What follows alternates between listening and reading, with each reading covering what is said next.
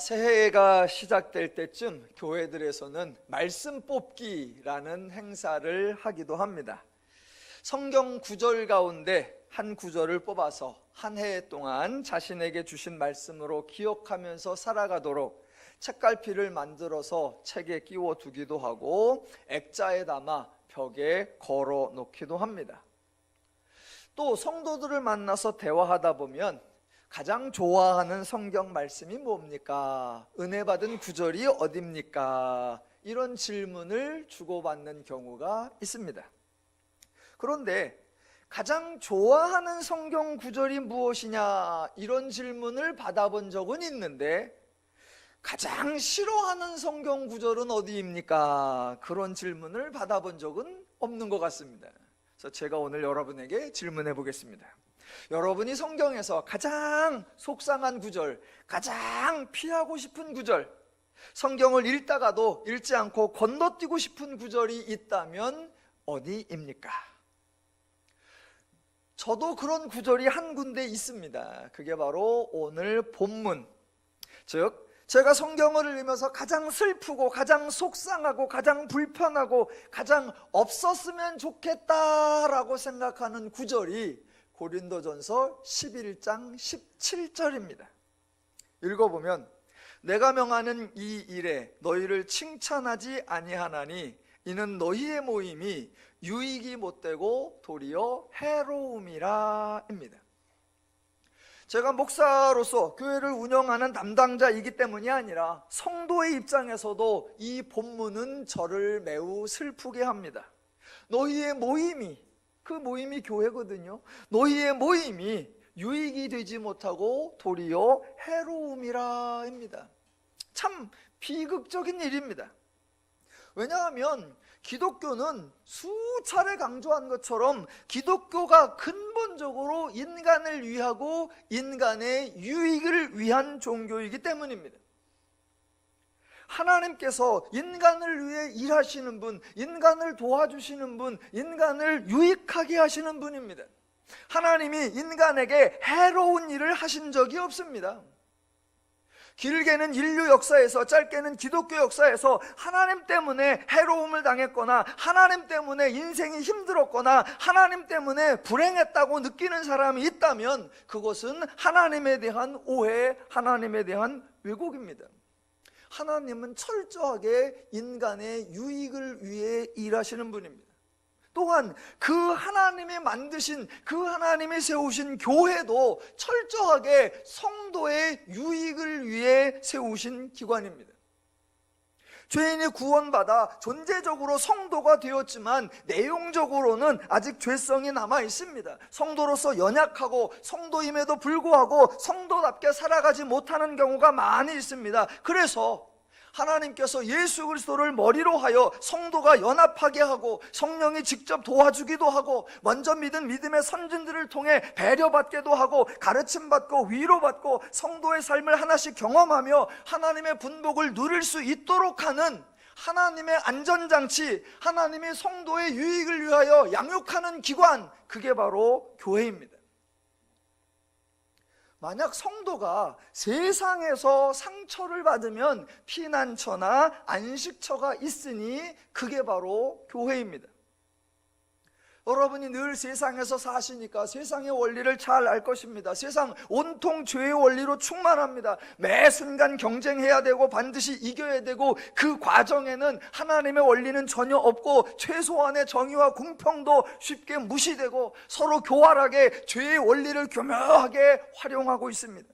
그래서 한 주간의 삶이 필사적인 전투 그 자체요, 승자와 패자 모두 일정 부분 죄로 인한 상처를 받게 되어 있습니다. 그렇게 지치고 상처받은 사람들의 안식처가 어디냐? 바로 교회입니다.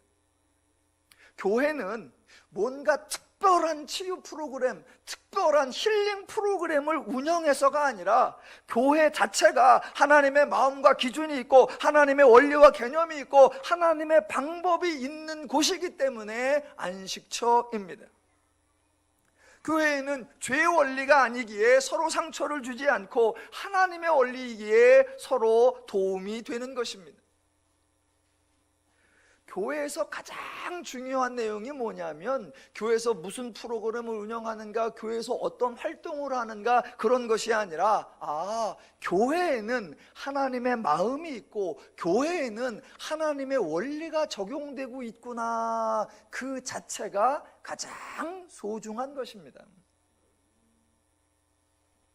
그래서 세상에서 상처받은 자가 교회에 와서 안식하고 위로를 받는 것입니다. 그런데 성도가 만약 교회에서 상처를 받으면 절대로 안 됩니다. 교회에서 상처를 받으면 안 돼요. 왜 안 되느냐? 교회에서 상처를 받으면 해결책이 없기 때문입니다. 성도가 세상에서 상처를 받으면 하나님의 원리가 있는 교회에 와서 치유받을 수 있습니다. 그런데 하나님의 마음과 원리가 있다고 선언하는 교회에서 상처를 받으면 해결책이 없습니다. 그래서 아마 제 주변에도 있고 여러분 주변에도 있을 것입니다. 교회에서 상처받으신 분들이 있습니다. 그러면 그분들이 어떻게 하던가요? 더 이상 갈 곳이 없습니다. 그래서 그냥 신앙을 쉬는 것, 그것밖에 할 수가 없습니다.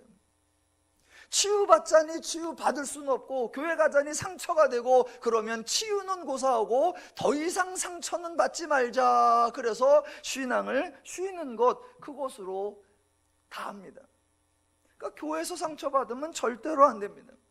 물론 교회의 정체, 교회가 과연 어떤 곳이냐라는 것을 논할 때 두 가지 이론이 있긴 합니다. 하나는 교회는 마치 천국과 같은 곳이다라는 주장입니다. 죄에서 구원받은 성도가 있는 곳이니까, 하나님의 마음과 심정을 가진 사람들이 있는 곳이니까 당연히 교회는 천국 같은 곳이다라고 주장합니다. 예, 일리가 있습니다. 그렇게 말하는 분들은 교회에서 조금만 문제가 생겨도 매우 놀랍니다. 그러면서 아니 어떻게 교회에서 이런 일이 있을 수 있느냐라고 당황합니다. 교회에 대한 또 다른 주장 하나는 교회도 세상과 다르지 않다라는 것입니다. 왜냐하면 비록 성도이지만 모두가 죄인 출신이기에 여전히 죄의 원리와 습성을 가지고 있기에 세상에서 일어나는 모든 일이 교회에서도 일어날 수 있다라는 주장입니다. 예, 일리가 있습니다. 이렇게 생각하시는 분들은 교회에 웬만한 문제가 생겨도 놀라지도 않습니다. 그럴 줄 알았다라는 표정입니다. 여러분은 어느 쪽이십니까? 교회의 본질과 성도의 상태에 대해서 고린도전서가 저는 가장 잘 보여준다고 생각합니다. 성도를 대하는 태도를 바울이 가장 잘 보여준다고 생각합니다. 하나님이 세우신 멋진 교회임에도 불구하고 고린도 교회는 여러 가지 문제가 있었습니다. 왜 문제가 있었을까요? 하나님이 교회를 온전하게 만들지 못했기 때문입니까? 아니요. 머리 대신 예수께서 지체된 교회를 방치하고 무관심하게 내버려 두셨기 때문입니까? 아니요. 성령님이 성도를 책임지는 보호와 그 역할을 소홀하게 하셨기 때문일까요? 그렇지 않습니다.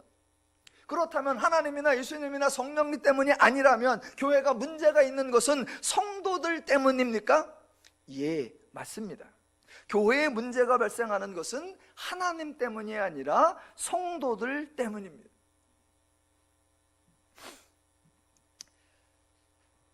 신학교에서 시험을 보는데 이런 일이 있었답니다. 신학교에는 일반 대학교하고는 좀 다른 곳이기 때문에 상상치 못하는 일들이 가끔 생기는데, 이제 기말고사라 시험을 보는데 하나님의 부름을 받아 신학교에 온 신학생이 시험을 보는데 공부를 하나도 안 했답니다. 그래서 시험지를 딱 받아보니 아는 게 하나도 없어요. 그러니 백지를 내자니 그렇고 쓰자니 쓸 게 없고, 그래서 고민하다가 답안지에 이렇게 썼답니다. 하나님은 다 아신다. 세상에는 그런 답안지가 없습니다. 그런데 교회에는, 신학교는 그런 답안지가 종종 나와요. 옛날이 아니라 지금도. 하나님은 다 아십니다. 이렇게 신실한 답안지를 받아봤으니 교수님께서 채점을 어떻게 해야 할지 아주 고민을 했습니다. 그러다가 아주 지혜로운 채점을 했습니다. 채점 내용은 이렇습니다. 하나님은 A+, 너는 F. 예, 하나님이 부족한 게 아니라 인간이 연약하기 때문에 교회에 문제가 발생하고 어려움이 생기는 것은 하나님이, 예수님이, 성령님이 책임을 소홀하는 것이 아니라 인간이 연약하고 성도가 아직 미성숙하기 때문입니다. 그래서 교회라는 것을 이해할 때 가장 중요시 여겨야 하는 것은 교회에는 도대체 어떤 문제가 발생하는가, 그런 문제가 발생할 수 있는가 없는가 이런 게 아닙니다. 교회에 그런 문제 당연히 발생할 수 있습니다. 교회를 생각하실 때 가장 중요시 여기는 것은 어떤 문제가 발생하는가가 아니라 그런 문제가 발생했을 때 어떻게 반응하는가, 그리고 그 문제를 어떻게 해결하는가, 바로 그것입니다. 교회에서 문제 발생하는 거 당연합니다. 교회에서도 세상과 다를 바 없는 온갖 추잡한 문제 다 발생할 수 있습니다. 고린도전서가 바울이 교회에서 발생하는 문제들과 그 문제를 해결해가는 방식을 잘 보여주고 있습니다. 문제는 이미 심각한 문제가 드러난다는 거 보셨고, 그러면 그 교회를 어떻게 치유해 나가고 어떻게 해결해 가는가, 바울이 두 가지 조치를 취하고 있습니다. 첫 번째, 그 연약한 성도를 받아주고 있다라는 겁니다. 교회에서 문제가 발생할 때 바울은 성도가 연약하다는 사실을 인정하고 받아주었습니다. 연약한 성도가 엉뚱한 일을 행하니까 도무지 있을 수 없는 일이라고 징계하고 심판해서 그를 책망한 것이 아닙니다. 그리고 교회를 지키기 위해서는 이런 사람, 이런 행동을 용납할 수 없고 일벌백계의 본을 삼기 위해서 교회에서 내쫓아야 한다, 그렇게 말하지 않았습니다. 바울은 본인이 먼저 믿은 사람으로서, 본인이 성숙한 사람으로서, 바울 자신의 표현에 의하면 신령한 자로서, 아직 연약하고 미숙한 성도, 바울의 표현에 의하면 육신에 속한 그 성도를 받아 주었습니다. 그래서 성도임에도 불구하고 차마 입에 담지 못할 여러 부정한 일들을 행할 때에 저 사람은 성도가 아닌 게 분명해, 저 사람은 구원받은 것처럼 교회에 나오지만 구원을 받은 게 아니야, 저 사람은 교회를 출석하고 있지만 하나님과 인격적으로 만나지 못했어, 저 사람은 믿지만 믿는다고 말할 수 없어, 그런 말 하지 않습니다. 그 성도가 어떤 일을 할지라도 바울은 처음부터 끝까지 너는 하나님의 자녀요, 피로 값주고 사신 교회요, 하나님의 성도다 인정하고 수용하고 받아주었습니다. 교인들의 행동을 묵인하고 눈 감아 주었다는 의미가 아니라 성도의 연약함을 알고 그 성도를 여전히 성도로 인정했다는 것입니다. 오늘날 교회가 가장 오해하는 부분이 바로 여기입니다. 그런 행동을 하고도 차마 성도라고 할 수 있어? 그런 믿음 가지고도 교회에 나올 수 있어? 성도를 흔들어대고 성도됨의 존재 자체를 부인하려고 합니다. 그리고 나서는 발생한 사건이나 참으로 안타까운 행동들에만 관심을 가질 뿐, 그도 성도지만 아직 연약한 성도, 아직 미숙한 성도라는 것을 놓쳐버립니다. 바울은 그 성도의 그 연약함 자체를 그대로 수용했습니다. 그리고 바울이 취한 두 번째 조치가 뭐냐? 바로 가르치는 것이었습니다. 성도임에도 불구하고 성도답게 행동을 하지 않는 것은 아직 성도됨에 대하여 잘 모르고 있기 때문입니다. 그래서 바울은 성도는 구원받은 존재요, 온전한 존재요, 하나님의 마음과 기준과 원리를 가진 존재다라고 성도됨에 대하여 정말 열심히 가르쳤습니다. 그래서 바울은 편지를 쓰기도 하고 직접 방문해서 며칠씩 말씀을 가르치기도 했습니다. 복음에 대해 가르치고 구원에 대해 가르치고 은혜에 대해 가르치고 하나님에 대하여 계속 가르쳤습니다. 왜냐하면 그렇게 배워서 성도가 새로운 하나님에 대한 깨달음을 갖지 않으면 성도가 성숙할 수 없고, 성도가 성숙하지 않으면 교회가 교회다워질 수 없기 때문이었습니다. 세상에서 어떤 조직이 있다, 어떤 공동체가 있다, 그러면 세상에서 중요시되고 세상에서 우선시되는 것은 조직입니다. 그래서 그 조직에 해가 되는 행동을 하는 사람이라면 그 조직에서 쫓아내버립니다. 조직을 방해하는 암적인 존재다, 조직을 해롭게 하는 나쁜 존재다, 그래서 그 사람을 떼어내고 조직을 유지하려고 애씁니다. 그게 세상의 원리, 죄의 원리예요. 그러나 교회에서 우선시되는 건 철저하게 성도입니다. 그래서 성도가 교회에 해가 되는 행동을 하면 말씀을 가르쳐서 성도를 변화시켜내려고 애를 씁니다. 교회를 지키기 위하여 성도를 찍어내고 교회를 지키기 위하여 성도를 출교시켜내는 거 하나님의 법칙에 없습니다.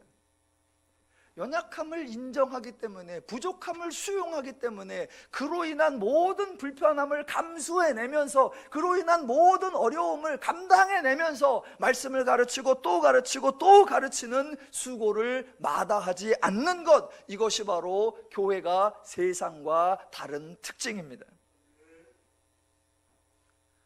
지금 바울은 교회를 보면서 너무나 속상하게 이 모임이 너에게 유익이 되지 아니하고 해로움이다 라고 속상해합니다. 바울이 해로움이라 라고 생각한 그 내용이 뭐냐? 20절 이하입니다. 20절. 그런즉 너희가 함께 모여서 주의 만찬을 먹을 수 없으니 이는 먹을 때에 각각 자기의 만찬을 먼저 갖다 먹으므로 어떤 사람은 시장하고 어떤 사람은 취함이라. 너희가 먹고 마실 집이 없느냐? 너희가 하나님의 교회를 업신여기고 빈궁한 자들을 부끄럽게 하느냐입니다. 이런 내용 참 어이없는 내용이죠. 일반인들도 이렇게 안 하죠. 최소한의 예의가 있는 사람도 이렇게 안 합니다. 세상에서도 가장 치사한 게 뭐라고 해요? 먹는 거 갖고 장난치는 걸 치사하다고 하잖아요.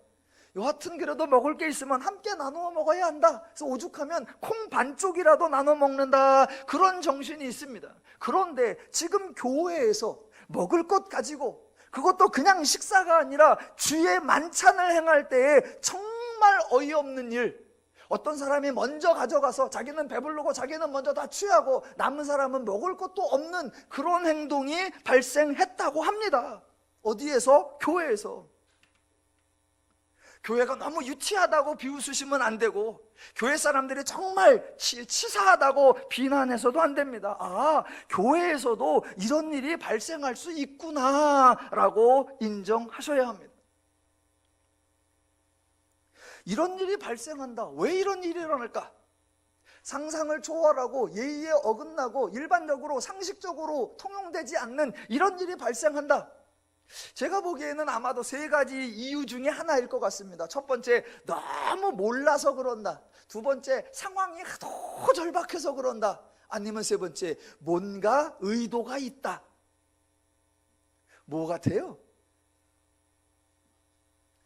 저희 교회도 예배가 끝나고 나면 식사를 하죠. 뭐 주에 만찬도 하고 식사를 하고, 그럼 이제 순서대로 가서 이렇게 식사를 타시는데, 주로 제가 늘 맨 나중에 먹습니다.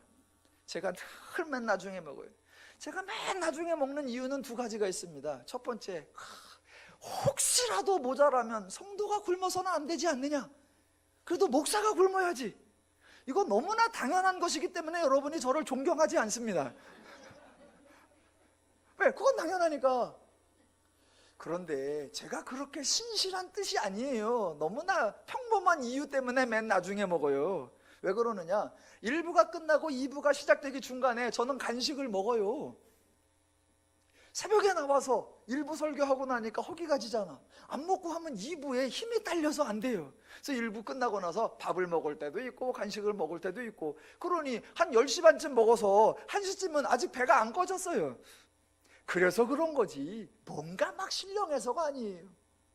지금 고린도 교회에 어떻게 주의 만찬을 행하는데 일부가 먼저 와서 다 먹어서 배부르고 취하고 나머지는 먹을 것도 없어서 부끄럽게 하는 이런 행동이 왜 일어날까? 오늘 이제 그걸 찾아보려고 하는 건데, 몰라서 그럴까? 절박해서 그럴까? 뭔가 의도가 있을까? 첫 번째, 몰라서 그러는 건 아니에요. 왜? 고린도 교인들이 애들입니까? 철부지예요. 다 큰 사람들인데 그럴 리가 없고. 두 번째, 만약 너무 절박했기 때문이다. 아니에요. 만약 절박했다면 22절이 없거나 정반대로 기록되어 있습니다. 22절, 너희가 먹고 마실 집이 없느냐? 있다는 거예요. 너희가 하나님의 교회를 업신여기고 빈궁한 자들을 부끄럽게 하느냐입니다. 만약 절박했으면 가난한 사람과 부유한 사람 중에 누가 절박해요? 가난한 사람입니다. 먹고 마실 집이 없는 사람이에요. 그러니까 먼저 가져가서 많이 먹고 취해서 다른 사람을 먹을 것도 남기지 않을 만한 행동을 하려면 부자가 해야 된다? 가난한 자가 해야 된다? 가난한 자가 해야죠. 부자는 그런 면에 인격이 아니라 상황적으로 넉넉할 수 있습니다. 왜? 난 집에 가면 또 있어. 기다려줄 수 있고 넉넉할 수 있어요. 가난한 자들은 안 돼요. 왜? 지금 못 먹으면 못 먹어. 여기를 떠나면 달리 배를 채울 곳이 없어. 만약 절박하다면 가난한 자들에게서 이런 행동이 나왔어야 합니다. 그런데 지금은 가난한 자들이 못 먹었고 부유한 자들이 이런 행동을 했습니다. 그러니까 몰라서도 아니고 절박해서도 아닙니다. 그렇다면 세 번째 경우, 즉 뭔가 의도가 있다, 그것도 나쁜 의도가 있고 뭔가 그런 행동을 하게 만든 잘못된 개념이 있다라는 겁니다.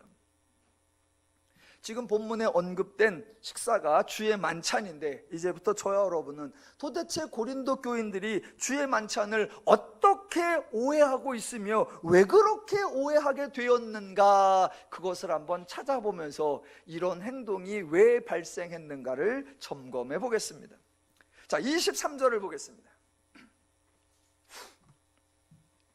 내가 너희에게 전한 것은 주께 받은 것이니 곧 주 예수께서 잡히시던 밤에 떡을 가지사 축사하시고 떼어 이르시되 이것은 너희를 위하는 내 몸이니 이것을 행하여 나를 기념하라 하시고, 식후에 또한 그와 같이 잔을 가지시고 이르시되 이 잔은 내 피로 세운 새 언약이니 이것을 행하여 마실 때마다 나를 기념하라 하셨으니입니다. 자, 여기서 가장 중요한 표현은 나를 기념하라, 다른 표현으로 기억하라 또는 생각하라입니다. 참으로 안타까운 것은 예수님이 행하신 사역과 예수님이 행하신 말씀은 예수님 당시부터 지금까지 세상 사람들에게나 성도들에게 많이 오해되어 왔습니다. 그래서 잘 풀어볼 건데, 지금 예수님께서 떡을 보면서 내 몸이라고 말씀을 하셨고 포도주를 보면서 내 피라고 말씀을 하셨고, 그래서 내 몸을 먹고 내 피를 마시라라고 했습니다. 이게 얼핏 들으면 매우 살벌한 얘기입니다. 얼핏 들으면 내 피와 내 살을 먹으라, 잔인하죠. 그래서 내용을 잘 모르는 초기 교회에 예수 믿는 사람들은 모여가지고 살과 피를 먹는데, 그래서 식인 종교라고 하는 오해를 받기도 했었다고 해요. 자, 예수님은 내 살과 내 피를 먹으라라고 하셨습니다. 그런데 여러분, 실제로 예수님은 예수님의 몸을 떼어내서 주시거나 예수님의 피를 짜내서 주신 적이 없습니다. 지금 이 주의 만찬은 예수님의 십자가 사건의 상징입니다. 예수님께서 우리를 구원하기 위하여 실제적으로 행하신 사역은 십자가를 지신 사건이었습니다. 그래서 만약 저와 여러분이 예수님의 사역을 실제로 기념하고 싶다라고 하면 십자가 사건을 재현해 보아야 합니다. 그런데 정말로 고맙게도 예수님은 저와 여러분에게 십자가 사건을 기념하라라고 말씀하지 않으셨습니다. 여러분, 고마워하셔야 합니다. 만약 예수님께서 모든 교회마다 매년 고난주일에 교회에 대형 십자가를 설치하고 예수님이 하셨던 것처럼 각 사람이 최소 6시간씩 매달려 있으라 그랬으면 아주 힘들었을 겁니다. 그러니까 예수님이 십자가 사역을 행하셨고 십자가 사역을 기념해야 되는데 십자가 사역이 아니라 주의 만찬을 기념하라 라고 했으니 정말 고마운 겁니다. 이렇게 예수님께서 고맙게 말씀을 하시면 고맙게 받아야지, 제발 하나님도 말씀하지도 않은 것, 예수님이 부탁하지도 않은 것을 따라하려고 하지 말라는 겁니다. 종종 예수님들이 예수님들이라네.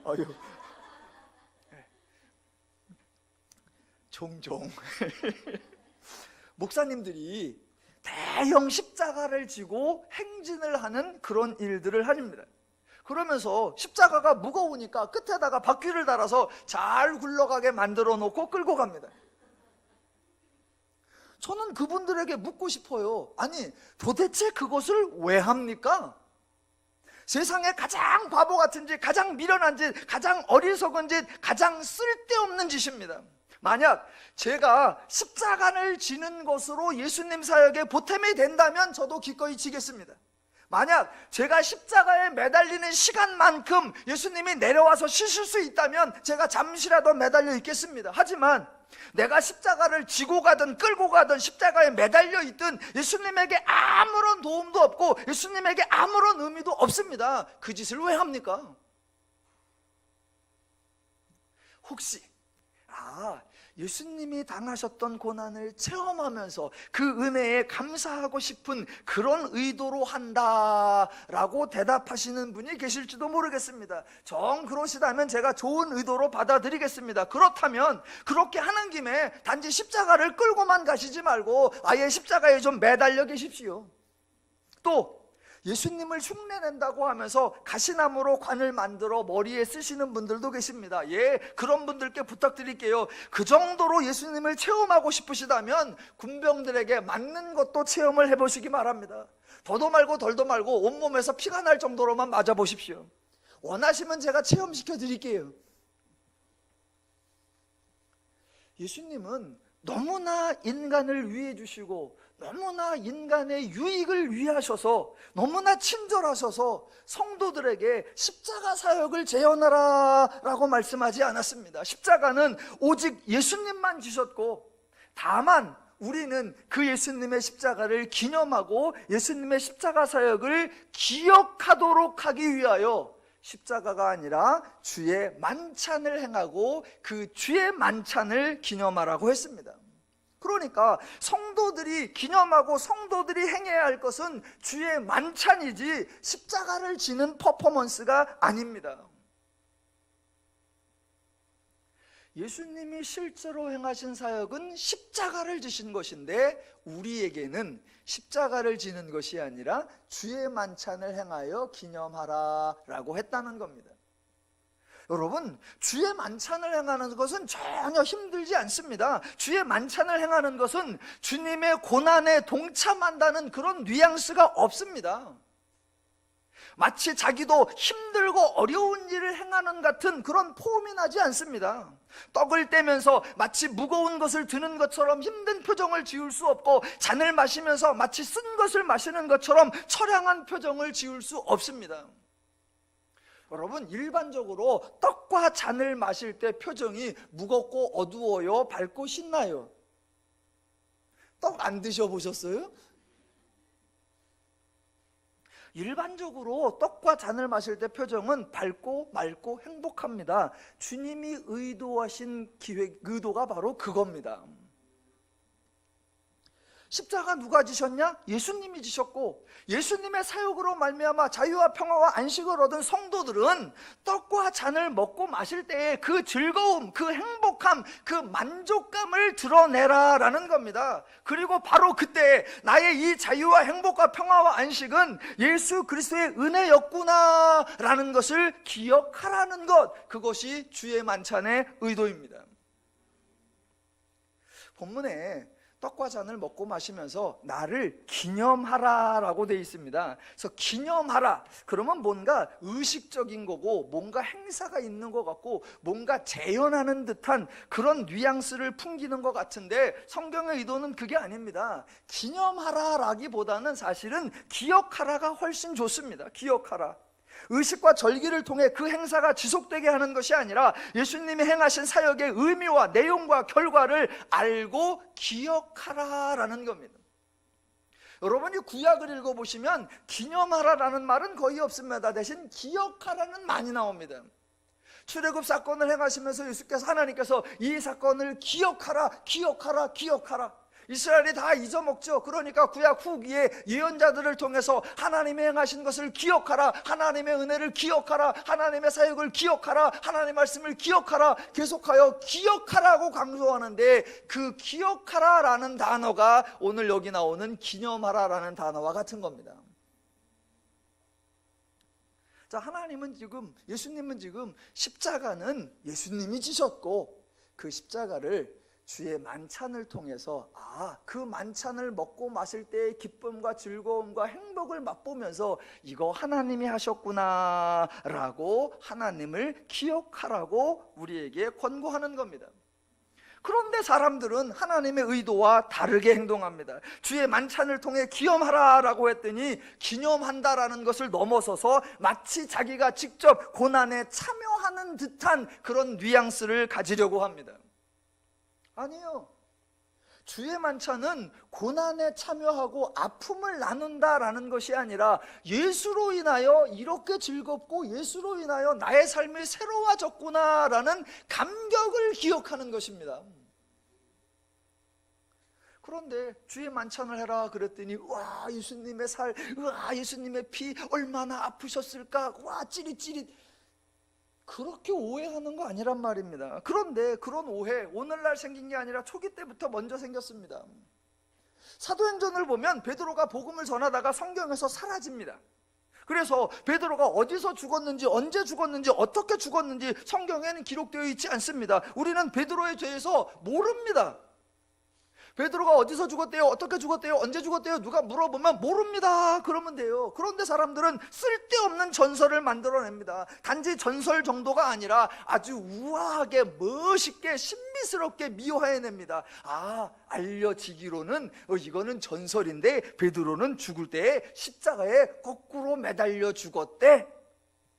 왜 이런 전설이 만들어지죠? 그거 우리 모두 뻥이다, 구라다 다 알아요. 그러면서도 굳이 사실인지 아닌지는 모르지만 전설로 내려오기로는 이라고 하면서 계속 그 이야기를 반복합니다. 왜 그럴까요? 그게 죄인들의 속성이고 죄인들의 원리예요. 그게 은혜를 은혜되지 못하게 만드는 죄의 교활한 속임수입니다. 여러분, 성경은 언제나 아주 단호하게 선포합니다. 뭐를 선포해요? 구원사역 누가 하시는 거냐? 오직 예수님이 하셨다라고 선언합니다. 구원사역은 오직 예수님이 단 한 번의 은혜로 사역 완성하셨습니다. 그렇기 때문에 괜시리 인간이 고난에 동참한다, 고난에 체험한다 라고 운운하는 것은 예수님이 완성하신 십자가 사역을 욕되게 만드는 거예요. 정말로 예수님의 십자가 사역의 은혜를 안다면 고난이니 동참이니 운운할 것이 아니라 아예 십자가에 손도 대지 않는 겁니다. 행여 내가 십자가를 지는 흉내를 내므로써 예수님의 사역의 의미가 빛이 발할까봐 조심해야 합니다. 행여 주님의 짐을 나누어 주고 주님의 사역을 도와줄 수 있을 것 같다는 파렴치한 생각이나 행동이 들지 않도록 십자가에 대한 어떤 연관된 행동을 하지 않는 겁니다. 왜? 구원사역 오직 예수님만이, 오직 십자가로, 오직 은혜로 그분이 하셨으니까. 그분의 행하신 일에 내가 숟가락을 얹거나 그분을 조금 도와드린다거나 그분의 아픔에 동참한다거나 그분을 쉬게 한다거나 이런 뉘앙스가 나오면 예수님의 십자가 사역이 퇴색되는 거예요. 그러니까 십자가 사역 누가 행하셨다? 철저하게 예수님이. 그러면 우리가 행할 일이란 십자가는 주님만이 행하신 거고 그 주님이 행하신 결과가 극명하게 드러나도록 하는 거, 그게 저와 여러분이 할 일입니다. 자, 그 십자가 사역을 상징하는 주의 만찬이니까 주의 만찬을 행할 때도 똑같아야 합니다. 즉 그 주의 만찬을 행할 때에 이것이 주님의 아픔에 동참하고 고난에 함께한다, 그런 뉘앙스이면 안 됩니다. 주의 만찬을 행할 때 행여 하나님과 같이 아픔과 고통을 나눈다 그런 것이 아니라 그 사역은 오직 주님이 하셨고 주님으로 말미암아 나의 새로운 삶, 하나님의 은혜로 말미암아 나의 새로운 삶, 오직 단 한 번의 십자가 사역으로 말미암아 나의 새로운 삶이 펼쳐졌구나, 그것을 감격하고 그것이 하나님이 하셨구나 라는 걸 드러내는 거, 그게 주의 만찬의 의미입니다. 그러니까 주의 만찬에 뭐를 해야 되는 거다? 하나님이 행하신 결과를 아는 것, 예수님의 사역으로 이루어진 열매를 누리는 것, 그것이 바로 예수님이 기억하신 기념하라 그 의도예요. 성경은 하나님의 사역 하나님이 잘하셨다, 예수님의 사역 예수님이 완성하셨다, 성령님의 사역 지금도 성령님이 일하시고 계신다, 철저하게 하나님의 사역 하나님이 행하신다고 선포합니다. 그러니까 인간이 그 하나님의 일에 간섭하거나 그 하나님의 일에 동참하거나 그 하나님의 일에 수고를 번다, 그런 생각을 하면 안 됩니다. 오직 하나, 그 하나님의 귀한 사역으로 말미암아 우리는 결과를 맛보고 그 열매를 누리면서 이거 하나님이 행하셨구나 라고 인정하는 것, 그게 기념하라고, 그게 기억하라입니다. 자, 첫 번째, 하나님이 십자가 사역을 행하셨는데 주의 만찬으로 기념하라 라고 하셨다는 거고, 그래서 그 주의 만찬을 기념하는 것은 고난과 동참이 아니라 주님의 은혜로 인한 나에게 되어진 새로운 결과를 기뻐하고 감격하는 것, 그렇게 기억하는 거다라는 겁니다. 제발 기독교의 원리, 하나님의 원리를 세상의 원리, 죄인의 원리로 변질시키면 안 됩니다. 우리는 그런 게 너무나 익숙해요. 제가 1965년 6월 8일생입니다. 6.25가 지난 다음에 태어났어요. 6.25를 구경 못 해봤어요. 6.25 근처도 안 가봤어요. 저 6.25가 얼마나 힘들었나 몰라요. 그런데 6.25를 잘 알아요. 왜? 우리 아버지가 입만 열면 6.25요. 밥만 먹을 거 없으면 6.25 때는 어쩌고, 조금만 힘들면 6.25 때는 어땠고, 조금만 어려우면 나는 네 나이 때 어디까지 도망을 갔고, 그러면서 하시는 말, 경험해봐야 된다, 어려운 걸 해봐야 된다, 힘든 걸 해봐야 된다, 그래야 좋은 걸 한다, 젊어 고생은 사서도 한다. 쓸데없는 소리만 하세요. 아마 대부분의 여러분들도 그런 것을 들으셨고, 그 말이 맞아, 당연한 것처럼 여기실 겁니다. 심지어는 어떤 분들은 그게 바로 성경의 방식이고 하나님도 그렇게 하셨다라고 생각하시는 분도 있습니다. 그러면서 하는 말, 봐라, 출애굽 사건이 기억나도록 하나님께서는 유월절을 제정하신 거 아니냐, 그래서 그 유월절 날 뭘 먹으라고 했냐, 맛도 없는 무화과, 맛도 없는 쓴나물을 먹으라고 했지 않냐, 그렇게 아픔과 어려움과 고난을 경험해 봐야 귀한 줄 안다, 그게 하나님의 교육 방식이었다라고 주장하십니다. 과연 그럴까요? 하나님이 출애굽 사건을 행하신 후에 그날을 기념하라 제정하신 거 맞습니다. 예, 팩트입니다. 그날에 맛있는 것이 아니라 맛도 없는 무교봉과 쓸나물 먹게 한 거, 예, 맞습니다. 팩트입니다. 그런데 그것을 정하신 의도가 그날의 어려움과 고난을 경험해 보면 현재에 대한 감격이 넘칠 것이다, 그런 의도였겠느냐라는 겁니다. 한 가지 질문해 보겠습니다. 이스라엘이 그렇게 유월절이 정해진 후에 광야를 지나면서 또는 가나안에 도착해서 유월절을 지키면서 출애굽을 감격해하고 출애굽에 이루어지신 하나님의 은혜에 감사했습니까? 하나님의 의도한 대로 고난을 경험함으로 현재를 감격하는 효과가 났습니까? 전혀 그렇지 않습니다. 이스라엘은 유월절을 지키지도 않았고 유월절을 통해 하나님을 기억하지도 않았습니다. 그러니까 유월절의 효과, 고난을 경험하고 고난에 동참하는 의식의 효과 전무했습니다. 죄인들은 절대로 그런 방식으로 배우지 않고 죄인들은 그런 방식으로 변화되지 않습니다. 그런데도 계속 그런 말을 할 뿐입니다. 하나님은 다르세요. 하나님이 유월절 정하셨습니다. 예, 죄인들이 사용하는 그 방식 그대로 유월절을 지키도록 하나님이 정하셨어요. 그때 하나님은 요렇게 하면 효과가 나겠지 기대를 하셨느냐? 아니요. 이렇게 해봤자 아무 소용도 없다 다 알고 계셨습니다. 그러면서도 그들에게 해보라고 했어요. 하나님은 그 방식이 효과 없을 것을 알고 계셨지만 사람들은 그런 방식이 효과 있을 것으로 기대하니까 그럼 한번 해봐라 한 거예요. 그 결과 우리가 구약을 통해서 아무 효과가 없다는 것 확인했습니다. 하나님은 진작부터 알았지만 이스라엘은 다 해보고 나서 실패하고 나서 알았을 뿐입니다. 자, 그렇게 구약이 지나고 신약에서 예수님께서 십자가 사역으로 죄인들을, 구약으로 따지면 출애굽이고 예수님 사역으로 하면 출죄를 시켰습니다. 그런데 그렇게 구약을 거치신 하나님이, 예수님이 신약에서 또 죄인들과 같은 방식, 또 유월절과 같은 방식, 또 아무 효과도 없는 것으로 명명백백히 드러난 고난이니 동참이니 그런 방식을 사용하실까요? 전혀 아닙니다. 그래서 9월의 유월절과는 완전히 반대가 되는 방식, 원래 하나님의 의도하는 방식대로 새롭게 등장하는 게 뭐냐? 그게 주의 만찬이에요.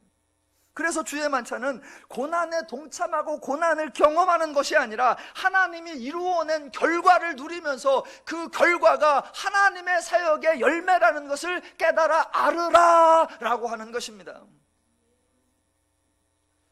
죄의 방식은 어렵고 힘든 걸 경험함으로 지금껏 귀한 줄을 알라 이런 거라면, 하나님 방식은 지금 걸 만끽하고 지금 걸 최상으로 즐겨서 이것을 놓치지 말아라, 그게 하나님의 방식입니다. 그런데 사람들은 너무나 속상하게 죄의 원리에 익숙해져 있거든요. 죄의 논리가 맞아 보이거든요. 그러니까 주의 만찬도 하나님의 방식으로가 아니라 죄의 방식으로 행합니다. 그래서 주의 만찬을 어떻게 행하느냐? 행복하게 행하지 않고 매우 무겁게 행합니다. 주의 만찬을 밝고 즐겁게 행하지 않고 아주 비장하게, 아주 엄숙하게 행합니다. 그래서 누가 주의 만찬을 보면 예수님이 죽었나 봐, 근데 아직 안 살아났나 봐. 그래서 아무도 주의 만찬을 하면서 기뻐하거나 즐거워하는 것이 아니라 다 침울합니다. 마치 예수님으로 인한 우리에게 이루어진 결과가 아무것도 없는 것처럼 행합니다. 아니요, 하나님의 의도하고 다릅니다. 혹시 여러분이 주의 만찬에 대한 오해 하나 풀어볼게요. 주의 만찬의 기록이 복음서에도 나오고 고린도전서에도 나오는데, 지금 보면 떡을 먹고 잔을 마셨다라고 합니다. 떡을 먹고 잔을 마셨다 그러면 아마도 대부분의 사람들은 그날의 떡이 아주 검소했고 아주 소박했고 아주 쬐끔이었어, 그래서 매우 힘든, 매우 가련한 그런 식탁이었을 거다라고 상상하시는 분들이 계십니다. 전혀 그렇지 않습니다. 그날의 뉘앙스, 막 나는 잡혀갈 거니까 서로 막 눈물을 흘리면서 어쩔 수 없는 슬픔과 애통 가운데 눈물 젖은 빵을 어디서 하나 구해서 겨우 한 조각 먹으면서 나를 잊지 말아라, 그런 심파가 아니에요. 아닙니다. 자, 보세요. 예수님 당시에 사람들에게 먹거리가 풍성하지 않았습니다. 그래서 사람들이 예수님을 따라다니면서 말씀을 들었는데 식사 때가 되어도 가지를 않습니다. 왜? 가도 먹을 게 없어. 그러니까 안 가요. 심지어는 어느 날은 남자들만 5,000명 정도가 모였고 거기에 여자들과 어린아이까지 다 모였는데 점심을 준비해 온 사람이 하나도 없대요. 그래서 때가 돼도 안 가. 예수님께서 혹시 먹을 거 있는 사람 있냐 그랬더니 남자 5,000명이 없어요. 어린애 하나가 보리떡 5개와 물고기 2마리 그거 들고 온 것뿐이에요. 그만큼 먹을 게 없었습니다. 그래서 예수님께서 축사하셔서 5,000명가량이 보리떡과 물고기를 배불리 먹었습니다. 그제서야. 여러분 보세요.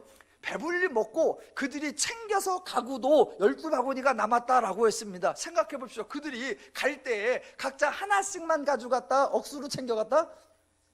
억수로 챙겨갔겠죠. 왜? 때가 돼도 집에 안 가. 왜? 가도 먹을 게 없어. 그런데 자기는 여기서 맛있게 먹었어. 그러면 누가 밝혀? 집에 있는 사람이 밝혀요. 그래서 막 챙겨갔을 거란 말입니다. 집에 우리 3식구가 있다. 그럼 빵을 3개만 가져갔을까요? 6개 가져갔을까요? 6개요. 왜? 지금만 먹으면 되나? 저녁 때도 먹어야죠. 그러니까 그날 어마어마하게 가져간 거예요. 어마어마하게. 그러고도 또 12배가 바구니가 남았대. 예수님께서 정말로 먹을 거 없는 그 시대에 무한하게 주신 거란 말입니다. 그만큼 그 당시에 먹을 게 풍성하지 않았다는 겁니다. 그런데 주의 만찬을 행할 때 떡과 잔을 나누었습니다. 여러분, 다른 사람들은 먹을 것이 부족했는데 예수님 또는 예수님의 제자들은 늘 풍성했느냐? 아니요. 요한복음에 의하면 예수님과 제자들이 사마리아 진역으로 지나갈 때 요한복음 4장에 먹을 것이 없어서 예수님을 거기에 우물가에 모셔두고 제자들이 먹을 것을 구하러 갔다 왔다, 그런 얘기도 나옵니다. 또 마태복음과 마가복음에 보면 예수님께서 제자들과 함께 길을 가는데 모든 사람이 시장했다라고도 나오고, 심지어는 하도 배가 고파서 제자들이 가다가 안식일날 남의 벼 이삭을 잘라 먹기도 했다라는 기록이 나옵니다. 그 당시 예수님이나 제자들이나 모든 군중들이 대부분 다 풍성하게 먹지 못했습니다. 자, 그런 생활을 하던 사람들인데, 자, 주의 만찬을 행할 때에 여러분 더 못한 음식을 먹었을까요? 아니면 그 중에 나은 음식을 먹었을까요? 평상시에 잘 못 먹고 다니는데 어느 날 예수님께서 식사를 하면서 떡과 포도주가 나와서 나를 기념하라 라고 한다면 그 식탁이 고난의 식탁일까요? 행복한 식탁일까요? 행복한 식탁입니다. 빈곤한 식탁일까요? 풍요로운 식탁일까요? 풍요로운 식탁입니다. 평상시 못 먹고 다니고 평상시 시장한 사람들이 그날 딱 모였더니 더 먹을 게 없어. 그러면 기념이 안 돼요. 평상시 못 먹고 평상시 시장한 사람들이 만찬한다고 모이라 그랬더니 떡이 있고 포도주가 있습니다. 그때 제자들의 반응 에게였을까요? 우와우였을까요? 우와우였어요. 우와! 주의 만찬 그러면 괜히 떡 하나, 맛도 없는 거, 먹을 것도 없는 거, 잔인하고 찔끔, 그래갖고 그냥 아주 그런 생각하지 마십시오. 제발 신앙을 삼류 심파로 만들지 마시고, 약자 코스프레 하지 마시고, 고난 퍼포먼스 그런 거 하시지 말란 말입니다. 지금 하나님의 방식과 죄의 방식을 잘 구분하시고 하나님의 의도와 죄의 의도를 구분하셔야 됩니다. 다시 한번 갑니다. 십자가 사역을 행하셨는데 주의 만찬으로 기념하라 라고 하셨고, 그 주의 만찬은 고난을 기념하라가 아니라 예수님으로 인한 너희의 풍성하고 행복하고 안정된 새로운 삶을 기념하라 라고 하셨다는 겁니다. 이제 하나 더. 자, 예수님께서 십자가 사역을 행하셨고 이미 완성을 하셨습니다. 당연히 죄인들이 구원을 받아 성도가 되는 결과, 하나님의 자녀가 되는 열매가 맺어졌습니다. 그러니까 이제 추가해야 할 일, 보충해야 할 일, 개선해야 할 내용이 없습니다. 그렇게 완성하셨기 때문에 나를 기념하라 또는 나를 기억하라 라고 말씀하셨습니다. 만약 완성을 하지 못했다면 기념이 아직 안 됩니다. 너는 그 일을 계속하라, 그 일을 추가하라 라고 해야 됩니다. 그런데 예수님이 십자가 사건을 통해서 성도를 구원하는 사역을 완성하셨습니다. 그렇게 완성했으니까 기억하라가 되는 거고, 그렇게 완성한 것을 기억하기 위한 주의 만찬이라면 그 주의 만찬은 말 그대로 기념하는 것이지, 그 만찬 속에 뭔가 신령한 의미가 있거나 뭔가 탁월한 능력이 내재되어 있는 것이 아니다라는 겁니다. 왜요? 완성됐으니까. 왜요? 성취된 사역이니까. 왜요? 이루어진 사역이니까.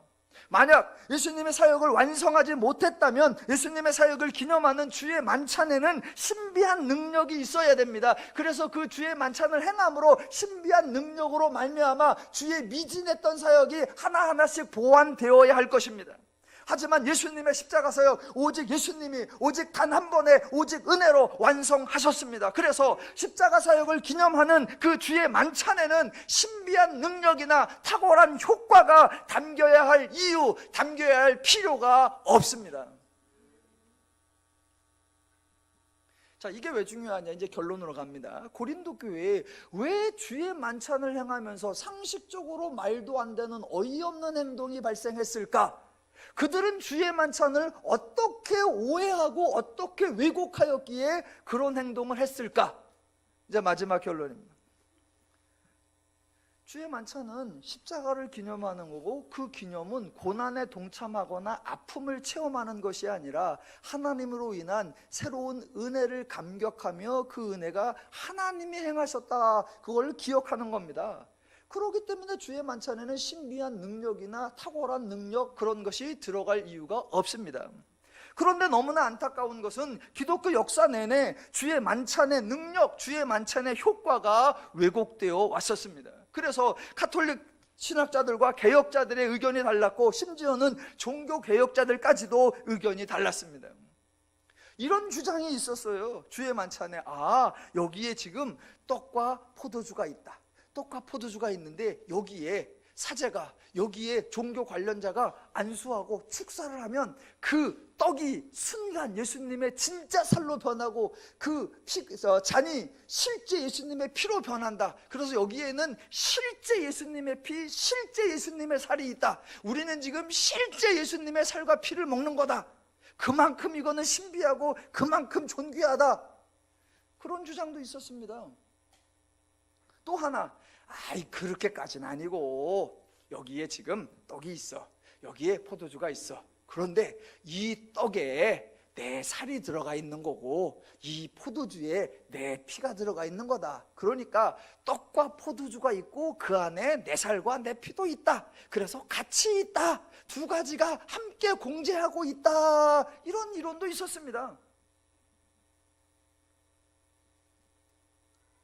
그러니까 또 한쪽에서는 아니야, 떡과 포도주는 아주 단순하게 그냥 떡은 떡이고 포도주는 포도주일 뿐이다. 주의 만찬은 십자가 사건을 기념하는 것이다 라고 주장했습니다.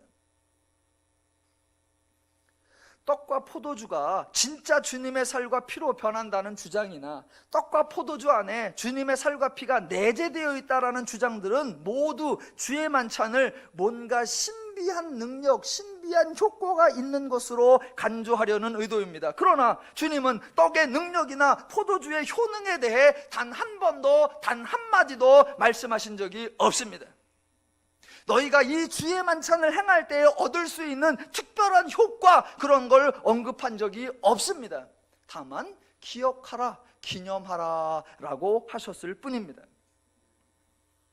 이제 주의 만찬과 관련하여 고린도 교인들이 참으로 상식을 벗어난 행동, 너무나 어이없는 행동을 하게 된 그 오해, 그 왜곡, 그 근거를 이해할 수 있습니다. 그러니까 고린도 교인들은 주의 만찬에 대해 하나님의 의도가 아닌 이방의 의도로, 하나님의 방식이 아닌 죄의 방식으로 완벽하게 오해했던 겁니다. 주의 만찬이다, 이거 누가 말씀하신 것이다? 주님이. 그렇다면 주님께서 말씀하신 이 음식이 단지 음식일 리가 없고 이것이 그냥 먹고 마시는 것에 그칠 리가 없다. 예수님이 말씀하신 거니까 주의 만찬에는 특별한 능력, 특별한 효과, 특별한 기능이 담겨 있을 것이다 라고 오해했던 겁니다. 그렇게 신비한 주의 만찬이고 신비한 효과가 있고 탁월한 효능이 있다라고 하면 가능한 한 빨리 가서 가능한 한 많이 먹자. 왜? 그래야 그곳으로 인한 신비한 경험을 하고 신비한 변화가 있을 것일 테니까 라고 오해를 했던 겁니다. 저는 이 본문을 세계 여러 나라에 있는 다른 성도들이 잘 이해를 할까? 우리나라 사람은 너무 쉽게 이해가 되는데 다른 나라 사람들은 잘 이해를 할까 궁금합니다. 왜? 우리나라는 이와 비슷한 오해가 너무나 많이 있었어요. 너무나 많이 있었어요. 불과 50년도 안 됩니다. 불과 50년도 안 된 그 사이에 기독교에서, 물론 나중에는 사이비 기독교로 이단으로 정죄받았지만 기독교는 그동안은 기독교의 이름으로 행해지는 목사님들이나 부흥사들이 행할 때 물을 하나 딱 떠다 놓고 이 시간 하나님의 이름으로 안수합니다. 그래서 물에다 대에다 쫙 안수를 합니다. 그렇게 안수가 끝나는 순간 이제 이 물은 그냥 물이 아니라 생명수입니다 라고 하고 성도들에게 팔았어요. 마셔본 분 계시죠? 이 얘기 50년도 안 돼요. 저 초등학교 때만도 그런 거 있었어요. 석 권사님이 어디 갔다 오면 물통 들고 왔어요. 그래놓고 그거 한 모금 달라 그러면 안 줘. 이거 귀한 거야. 그러면 또 물도 급수가 있었습니다. 안수만 한 물이냐, 거기다가 목사님이 손 씻은 물이냐. 그리고 이거를 먹고 마시는 자는 병이 낫고 질병이 고쳐지고 아픈 게 나아지고 형통하고 자녀가 잘 되고. 왜요? 하나님의 선택받은 사자가, 하나님의 이름으로 안수했으니 이거는 신령해져서 이곳에는 신비한 능력, 탁월한 효과가 있다. 예, 그랬었어요.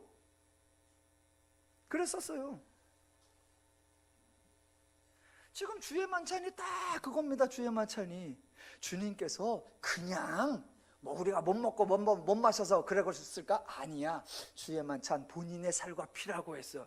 주님의 고난에, 주님의 아픔에, 주님의 십자가에 동참하라고 했고, 그렇게 하면 이것이 단순히 배부르고 단순히 취하는 그게 아닐 거야. 여기에는 신령한 의미가 있고 신령한 효과가 있고, 그렇다면 우리는 신령한 변화가 있을 거야. 그렇다면 이 신령한 걸 왜 하찮은 것들에게 나눠주며 이 신령한 것들을 왜 내가 남에게 베풀 건가? 아니다. 내가 더 빨리 가서 내가 더 많이 먹어. 딴 사람이 못 먹거나 상관없어. 가난한 사람을 빈궁하게 하는 거 내가 신경 쓸 바 아니야. 왜? 이 신령한 걸 왜 뺏겨?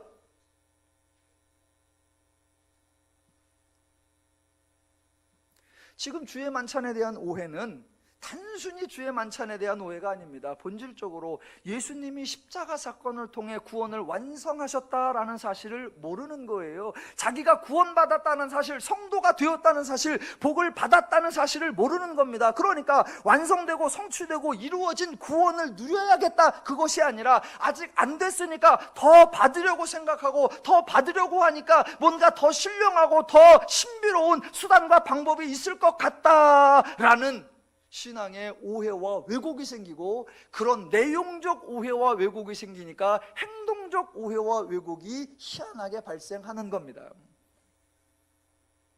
주님의 만찬에는 신령한 효과 없습니다. 27절, 반 페이지 남았습니다. 27절과 29절. 그러므로 누구든지 주의 떡이나 잔을 합당하지 않게 먹고 마시는 자는 주의 몸과 피에 대하여 죄를 짓는 것이니라. 이런 거 읽으면 주의 잔에 합당하지 않게 먹고 마시는 자 또 걸리죠. 29절, 주의 몸을 분별하지 못하고 먹고 마시는 자는 자기의 죄를 먹고 마시는 것이니라. 이런 구절을 읽으면 대부분은 합당하게 해야지, 그래서 자신이 뭔가 경건한 자세와 경건한 태도를 갖추려고 합니다. 그래서 주의 만찬을 행할 때마다 이 시간 주의 만찬을 행하기 전에 여러분의 일주일간의 삶을 돌아보십시오. 여러분이 보시기에 한 주간 동안 주님께 합당하게 행하지 않았다, 내가 그동안 죄를 졌다, 오늘 내가 여기에 참석하지 못할 만한 그런 부정한 짓을 했다, 그런 분은 빠지시기 바랍니다. 그렇게 합당하지 않은 태도로 행하시면 여러분은 죄를 범하는 거고, 그 죄를 범하시면 여러분에게는 신령한 징계가 임할 겁니다. 여러분 합당한지 안 한지 잘 살펴보시기 바랍니다. 이렇게 한단 말입니다. 여러분, 예수님께서 직접 주의 만찬을 행하셨을 때 아주 근엄하게, 아주 엄숙하게 그렇게 행하셨을까요? 자, 모두 자세 갖추고 경건하게, 여러분 말고요, 그 당시 예수님께서 자세 갖추고 마음과 심정과 태도를 바르게 하고, 그러면서 다 같이 딴 생각 빼고, 부정한 생각 빼고, 더러운 생각 빼고, 추악한 생각 빼고, 자세 바르게, 주여, 이랬을까요? 아니요. 고난의 식탁, 빈곤한 식탁이 아니라 풍성한 식탁, 축제의 식탁이었고, 그날 그 자리에 있던 사람들의 모양과 태도가 어땠다? 즐거움이었습니다. 그래서 평상시에 먹는 자세가 앉아서 먹는 거고, 또 대부분의 사람은 어떻게 한다? 비스듬히 누워서, 그래서 즐겁게 먹는 거예요. 예수님께서 이 중에 나를 팔자가 하나 있느니라 그랬더니 갑자기 다 쫄았느냐? 아니요. 마음 편안히 서로 갖다 찍어 먹으면서 난 아니죠? 너도 아니지? 그러면서 즐거움이었어요. 즐거움. 이 중에 합당하지 않은 자는 빠져라, 그런 적 없습니다. 지금 본문에 합당하지 않는 자, 그런 거는 태도나 자세를 말하는 것이 아닙니다. 하나님이 기대하는 것, 예수님이 바라시는 게 뭐냐? 십자가 사역의 의미를 바로 알아라. 예수님의 십자가로 말미암아 너희가 먹고 마시는 이 즐거움과 기념과 잔치와 행복이 있는 것, 하나님이 이루신 것을 알아라. 그리고 하나님이 이루신 그 새로운 삶, 행복한 삶을 만끽하며 누리라. 그게 하나님의 기대입니다. 더누림교회의 주의 만찬은 매우 경건하지 않습니다. 더누림교회의 주의 만찬은 아주 신령하지 않습니다. 그래서 처음 더누림교회 주의 만찬에 참석하시는 분은 당황하시기까지 합니다. 왜? 너무나 자유분방하기 때문입니다. 왜 그럴까? 다분히 의도적입니다. 주의 만찬을 행할 때 뭔가 신비한 느낌, 종교성이 물씬 풍겨나는 느낌, 이것을 먹고 마시면 조금이라도 거룩해질 것 같은 기대감을 원천 차단하는 겁니다. 그러면 뭐만 남아요? 이 교회는 그런 게 없구나. 그럼 모든 포인트가 어디로 집중된다? 예수 그리스도의 십자가 사역으로 말미암아 내가 은혜를 받았구나. 이것만 남게 되는 겁니다.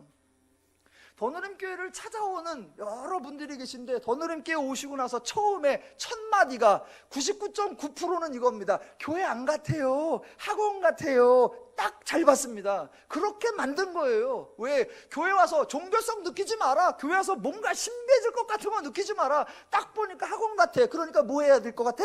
배워야 될 것 같아요. 그럼 배워라. 더누림교회 다른 걸 빼는 거예요. 뭔가 십자가, 예수님의 사역의 의미를 대체할 수 있는 거 다 빼는 거예요. 또 더누림교회 와서 저를 만나시는 어떤 분들이 저를 딱 보면서 하시는 말씀이, 목사님은 어디 계세요? 그래.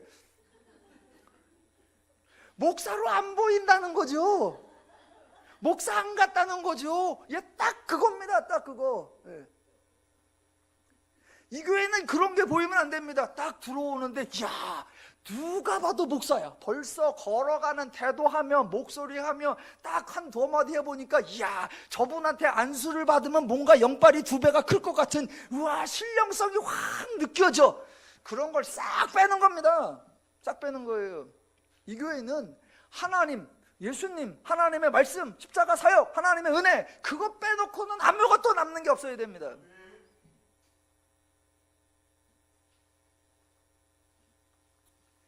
저희에게 필요한 모든 것은 이미 예수님께서 십자가 사역으로 완성하셨고, 성도에게 필요한 모든 것은 성령님께서 도와주고 계신 것으로 충분합니다. 저와 여러분은 먼저 믿은 자로서 연약한 자를 인정해주고 계속해서 하나님의 원리를 적용하며 하나님의 복음, 하나님의 은혜의 말씀을 가르치고 배우는 자들이어야 합니다.